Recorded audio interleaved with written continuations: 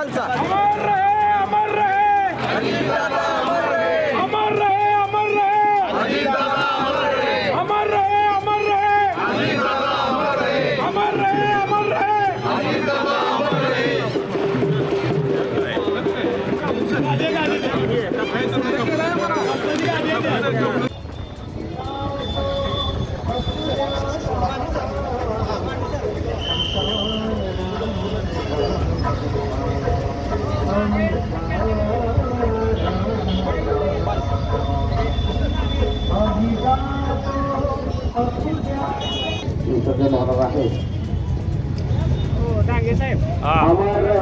अमर रहे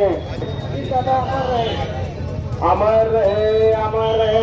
राजकीय क्षेत्रात आपण चांगलं आणि सर्वात जास्त काम तुम्ही त्यांच्यावर केलं. आज काय आठवण आहे पंढरपूर तालुक्याच्या आणि आपल्या सगळ्यांचे नेते राज्याचे उपमुख्यमंत्री अजितदादांचं दुर्दैवी निधन ही आपल्या सगळ्यांसाठीच दुःखद घटना होती.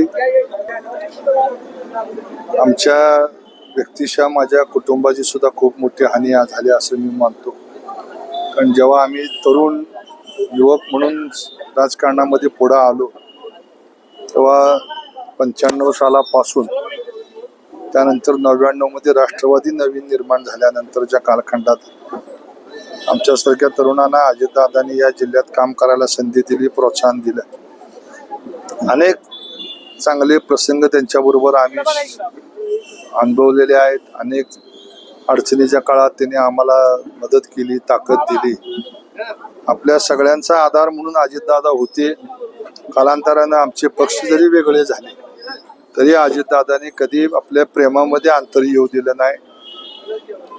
प्रत्येक वेळेस जातीनं विचारपूस करणं, कुटुंबाची विचारपूस करणं, अगदी मोठ्या मालकांच्या दुर्दैवी निधनाच्या वेळेस सुद्धा हॉस्पिटलमध्ये असताना त्यांनी फोनवरनं त्या ठिकाणी चौकशी करून काय मदत लागली तर सांगा. म्हणजे असे कौटुंबिक होतेच, राजकीय तर होतेच होते, पण दादा महाराष्ट्राचा दादा होते. आज महाराष्ट्राचा दादा ह्या ठिकाणी त्यांच्या जाण्याने गेलेला आहे. सर्वसामान्य माणसाला, सर्वसामान्य कार्यकर्त्याला खूप मोठी ताकद अजितदादा देत होते. अगदी कुटुंबाच्या कार्यात सुद्धा, म्हणजे माझ्या मुलाच्या लग्नाच्या वेळेस सुद्धा अजितदादा एक तासभर येऊन बसले अगोदर. म्हणजे अशा पद्धतीनं एक मैत्री जपणारा असा हा नेता आज आमच्यातनं, आपल्यातनं, सगळ्यातनं गेलाय. राज्याची हानी आहेच, त्यांच्या कुटुंबावर तर खूप मोठा दुःखाचा डोंगर कोसळलाय. राष्ट्रवादीच्या कार्यकर्त्या सुद्धा आज सैरभैर आहेत. कारण आता नेतृत्व असं मिळणं हे काय सोपं नसतं. अनेक वर्षात असं नेतृत्व तयार होतं, पण महाराष्ट्राला न मिळालेला एक चांगला मुख्यमंत्री असं वर्णन अजितदादांचं करावं लागेल. मुख्यमंत्री होण्याच्या सगळ्या क्वालिटी त्यांच्यामध्ये होत्या, पण दुर्दैवानं त्यांना मुख्यमंत्री होता आलं नाही.